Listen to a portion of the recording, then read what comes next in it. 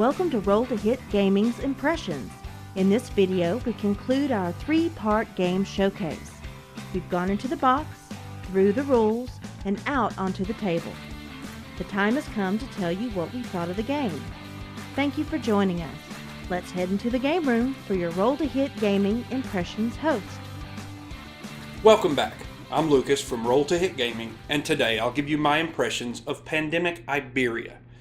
If you're looking for an in-depth look at this title, check out the eye in the upper right corner of your screen to look at our first look. Before we get on to my thoughts, let's take a brief final look at Pandemic Iberia. This retheme of Pandemic is set in the year 1848, and players are working to perform research on malaria, typhus, the yellow fever, and cholera. Each player takes on the role of a scientist, working in the Iberian Peninsula by treating diseases, building hospitals, laying railways, and bringing fresh water to infected lands. Your most important task is to collect enough research on each disease before time runs out. To this end, players collect colored city cards from a player deck, hoping to match up 5 light-colored cards to finish their research on a given disease. Do this 4 times and you win. However, the spread of these deadly infectious diseases intensifies with each passing turn as players infect those same cities using a separate infection deck. If the infections run their course because the players run out of cards, or if the Iberian Peninsula is overwhelmed with outbreaks, the players lose. So let's start off with the components themselves. Off the top, the artistic choices made for this production are spot on. The board looks great, and the cards all have a sort of vintage feel. The disease cubes are wooden, as are the player pawns, which adds to this vintage theme that Z-Man was going for. I feel like these elements really help take me to the mid-1800s. The board and token quality are good, and the card stock matches those of the other Pandemic titles. From a rules perspective, those familiar with Pandemic will see quite a bit of familiarity here, but you don't have to be a Pandemic fan to jump in with this title. This is not an expansion, it's a standalone game, so let's cover some of the differences. The first major difference is that diseases cannot be cured in Pandemic Iberia. The goal of the players is to cooperatively perform enough research on these diseases so that they may one day find a cure.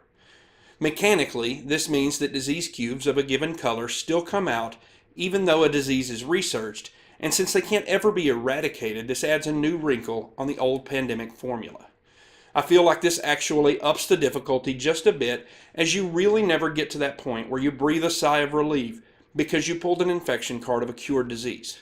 I liked that quite a bit because it added more to that dramatic tension Pandemic does so well. The plus side of not being able to cure diseases is that the cards of research diseases now let you purify water, which works similar to quarantines in other versions, meaning that instead of placing a disease cube, a water token would first be removed. This works with the new region mechanic, which, simply put, is the area between the lines which connect cities. The purified water token is placed in that region, and any connected city is protected. This is strategically nice because it allows you to focus your efforts on troubled spots. The next big new thing in this version is the build railroad action. The movement in this one works fairly differently because you can't thematically have direct flights. You have the standard move from one city to another, but you also have ship and rail travel. Ship basically means move from one port city to another port city. So this can allow you to get from one shore on one side of the board all the way to another shore on the other side of the board, which is really nice. You can also lay rail tokens as you play. Now these are really nice. This is a really nice addition because while it may not be particularly useful when you only have a couple, they allow you to move from any one space connected to a rail line to any other space connected to that same rail line. So if you've spent your time building your rail network, you can really open your movement.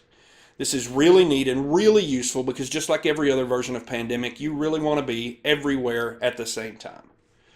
There are other minor differences, but those are the really big points. The available characters in this version are slightly different than those available in the past. The railwayman lays extra tactiles, the nurse can prevent outbreaks in her region, and the rural doctor can treat diseases in his current and neighboring cities, which is really nice. The characters are interesting not only because they complement the theme, but they add a nice variety for those who have played Pandemic. Overall, gameplay is similar, but different enough from classic Pandemic to justify having both on your shelf. I'm not sure that Iberia replaces its predecessor for most, but I have come to think of this title as the next evolution of Pandemic, and I'll tell you why. At the back of the rulebook, there are two variants of play. The first of which is the Influx of Patients challenge. In this one, as you build your hospitals, patients of that color begin to migrate towards those hospitals seeking treatment. Thematically, this is a really neat variant, and from a gameplay perspective, this adds an interesting variable as patients will start to mound up on those locations, even overrunning the hospital and adding to your outbreak totals. Let this go on too long and you're doomed. I like this variant and it's a ton of fun to play, but the real star for me is the second variant, the Historical Diseases Challenge. In short, you choose 1 to 4 of the diseases when the game begins and add their corresponding card near the board. This gives each of those diseases a unique special rule. Yellow fever adds cubes to neighboring port cities when it infects. Blue outbreaks not only to adjacent cities, but to cities adjacent to those cities. And each one of these diseases you add adds a new wrinkle to your gameplay and a new level of challenge for you and your group. This variant took this game that I really liked and elevated it to my Pandemic of choice.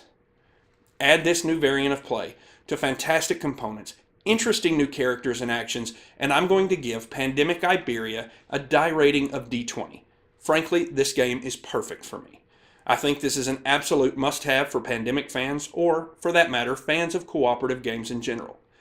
And if you found yourself not enjoying Pandemic in the past, I would encourage you to jump into a game if you see it being played. You might just find that this is what you were looking for. I hope you've enjoyed this review of Pandemic Iberia, and hopefully it'll help you decide whether this is a game for you. If you've found this useful, drop a like on this video, and subscribe to our channel for more content. Until next time, I'm Lucas. Have a great one. Thank you for joining Roll to Hit Gaming to see and hear our impressions of this game. Details of our dice rating system can be seen on your screen now. If you liked what you saw and want to see more, please click the like and subscribe button. Find us on Facebook and Twitter. Join in the conversation in the comments below. We'll see you next time, and as always, I solemnly swear that I'm up to no good.